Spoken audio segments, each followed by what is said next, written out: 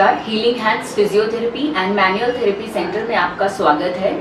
आज मेरे सामने एक बहुत ही विख्यात डॉक्टर नितिन तोष्णीवाल, जो कि एक फिजिशियन है, एमडी फिजिशियन है और इंटेंसिविस्ट है। इनका एक बहुत बड़ा हॉस्पिटल है सोलापुर में और इनको 24 घंटे काम करना पड़ता है, वो मेरे सामने हैं। और ये एक बहुत अच्छे नेशनल और इंटरनेशनल टेबल टेनिस प्लेयर हैं। He is a very famous player also. तो इनको 4 से 5 साल पहले राइट नी में मेनिस्कल इंजरी हुई थी स्पोर्ट्स खेलते समय वाइल अ टूर्नामेंट। और उस समय इनके घुटने में इंजरी होने की वजह से इनको ऑर्थ्रोस्कोपी सर्जरी करनी पड़ी थी।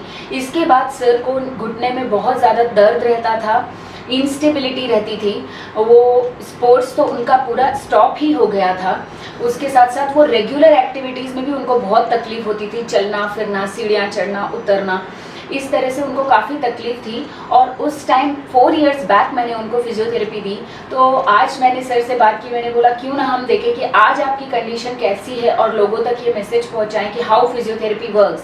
तो आज सर अपने शब्दों में बताएंगे कि उनको ट्रीटमेंट से कैसा लगा और आज कैसा फील कर रहे हैं, अगर वो स्पोर्ट्स खेल रहे हैं या नहीं।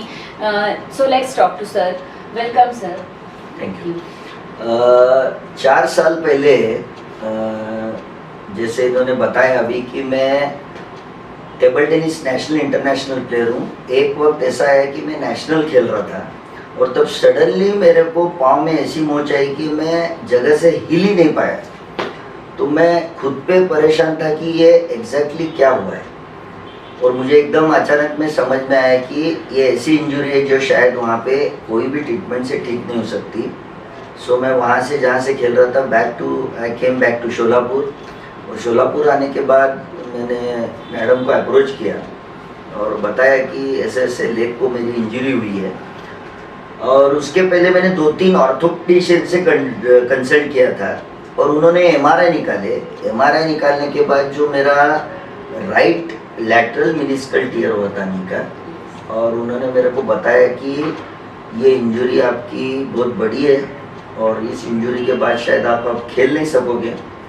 और उस टाइम मसल भी वेस्टिंग हुई थी, पेन्स भी बहुत हो रहे थे चलते टाइम, स्पेशली जब मैं स्टेयरकेसेस ऊपर नीचे करता था तो मेरे को बड़ी तकलीफ होती थी उस टाइम। पर मेरा काम पहले दिन से मेरे को करना ही था बोल के उसी पेन के साथ मैं काम भी करता रहा। और फाइनली ऐसी नौबत आ गई कि मेरे को आर्थ्रोस्कोपी के साथ सर्जरी उन्होंने एडवाइस की थी और सर्जरी करके वो जो भी मेनिस्कल जो बहुत ज़्यादा तकलीफ दे रहा है उसको कट कर दी। और फिर मैंने मैडम को अप्रोच किया। तो जैसे ही अप्रोच किया वहाँ से 6 महीने में जो उन्होंने मेरे को लगता है 6 मंथ्स आई थी, 6 महीने में जो ट्रीटमेंट दी मेरे को, जिन्होंने मेरे हैमस्ट्रिंग, मेरे क्वाड्रिसेप्स, मेरे नी एक्सरसाइज ऑलमोस्ट डेली चलते थे उस वक्त। कभी कभी सुबह शाम जैसे मेरे को वक्त मिलता था तो 2 टाइम भी हम करते थे। और 6 महीने में मेरा कॉन्फिडेंस इस लेवल से बढ़ गया कि मैं उन ऑर्थोपेडिशियंस को भूल गया जिन्होंने ये बोला था कि तुम खेल नहीं सकोगे। और मैंने बैट लेके खेलना शुरू भी कर दिया और खेलते खेलते ध्यान में आ गया कि शायद अपनी स्ट्रेंथ बहुत अच्छी है पहले से और अपन फिर से टूर्नामेंट भी खेलना शुरू करें। और उसके बाद मैंने टूर्नामेंट खेलना भी शुरू कर दिया और पहले जैसे ही बिल्कुल आज मैं पिछले 4 साल से बिल्कुल उसी तरह महसूस कर रहा हूँ जैसे मेरे पाँव पहले जैसे ही हैं। और मैं इसके बाद एक चीज़ बता दूँ आपको कि पिछले साल जब मैं अमेरिका गया था टेबल टेनिस इंटरनेशनल खेलने, तब मैंने एक ब्रॉन्ज मेडल और एक गोल्ड मेडल, ऐसे 2 मेडल टेबल टेनिस के खेल में मैंने मिलाए थे। तो ये in fact thank you to you कि मेरा जो पाँव ठीक किया है और इस हद तक मुझे ठीक किया कि मैं फिर से खेल सकूं। क्योंकि जिस वक्त किसी खिलाड़ी को ये बोला जाता है कि भाई तुम यहाँ से आगे खेल नहीं सकोगे, तुमको रेस्ट लेना है, तो ये चीज़ ऐसे हो जाती है जैसे एक आदमी को बोला गया है कि तुम पिंजरे में रहो और उसके बाहर ही मत आओ। तो that was very shocking for me.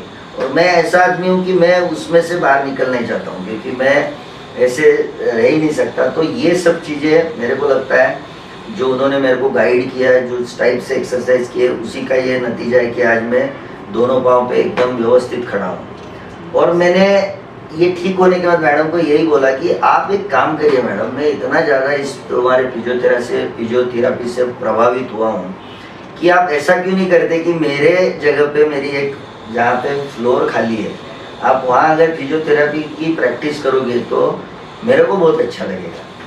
And she agreed, और उन्होंने यहाँ पे फिर आगे बहुत से लोगों को, मैं दिन रात देखता हूँ, मेरा यहीं पे नीचे क्लिनिक है, तो मैं देखता हूँ कि बहुत से पेशेंट उनके पास आते हैं और हर एक जन के चेहरे पे एक तरह की हैप्पीनेस रहती है।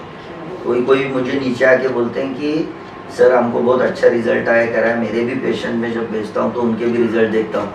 तो ये बहुत अच्छी ब्रांच है, मेरे को लगता है कि एक निगलेक्टेड ब्रांच जिसको उन्होंने मुझे लगता है शोलापुर जैसे शहर में आके, और उन्होंने शायद जो भी है उसमें एडवांस ट्रेनिंग ली है। आई थिंक आपने उसमें जो क्या डिग्री बोलते हैं उस चीज, अभी मैंने रिसेंटली ऑस्टियोपैथी और एपीबीसी का कोर्स किया। हाँ, तो ये जो कोर्सेस रहते हैं इसकी वजह से मेरे को लगता है कि बहुत लोगों का इसका फायदा हो रहा है। तो एक निगलेक्टेड ब्रांच को उन्होंने शोलापुर में जैसे बहुत ऊपर लाया है, और आज लोगों तक उनको मैडम का क्लिनिक मालूम है, आज डायरेक्टली आते हैं, उनसे हेल्प लेते हैं और बहुत से पेशेंट ठीक होके जाते हैं।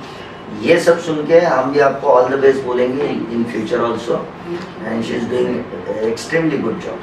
और सर आपसे एक सवाल पूछना चाहूँगी कि हमारे जो प्लेयर्स हैं वो यूजुअली इंजरी होने के बाद, सोलापुर में इतनी अवेयरनेस नहीं है, मैं मेट्रो सिटीज़ की बात नहीं कर रही हूँ या बड़े बड़े स्पोर्ट्स जो पूरे ये रहते हैं इंस्टीट्यूशंस, उनकी बात नहीं कर रही हूँ, पर जैसे हमारी सिटी है तो यहाँ पे प्लेयर्स में इतनी अवेयरनेस नहीं है कि पहले फिजियोथेरेपी को इम्पोर्टेंस दे, pre stretches, pre sports physiotherapy, तो उसके बारे में ये एक चीज़ बड़ी मेरे को लगता है लैक्यूनी है अपने, नॉट ओनली इन शोलापुर, बहुत स्पोर्ट्समैन में ये लैग है कि भाई हम ये स्पोर्ट्स खेल रहे हैं, जैसे टेबल टेनिस है, कोई खेलता है टेनिस खेल रहा है, तो उसको ये करेक्ट मालूम चाहिए कि उसके पहले मुझे क्या एक्सरसाइजेस करने हैं, मेरी फिटनेस किस तरफ जानी चाहिए।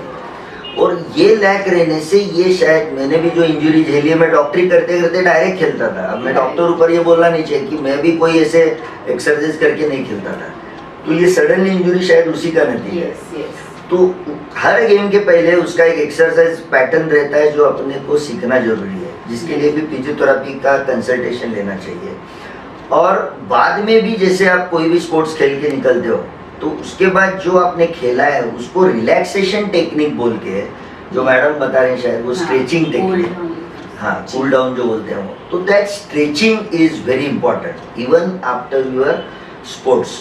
तो ये सारी चीज़ें मैं आपको इनफैक्ट ये बताऊंगा कि आप ऐसे कुछ स्पोर्ट्स लोगों के गैदरिंग करें जिससे आप ये मैसेजेस उनके तक पहुंचा सकें, जिससे उनका भी खेलना लॉन्ग टर्म तक टिका रहे। तो ये आई थिंक ये आपको ये जरूरी है कि आप वहाँ तक पहुँचे, हर स्पोर्ट्समैन तक पहुँचे या उनको अपने यहाँ तक बुलाएं, जो भी चीज़ है, पर ये करना इन फ्यूचर आगे के हिसाब से बहुत जरूरी है। Thank you very much sir for your suggestion.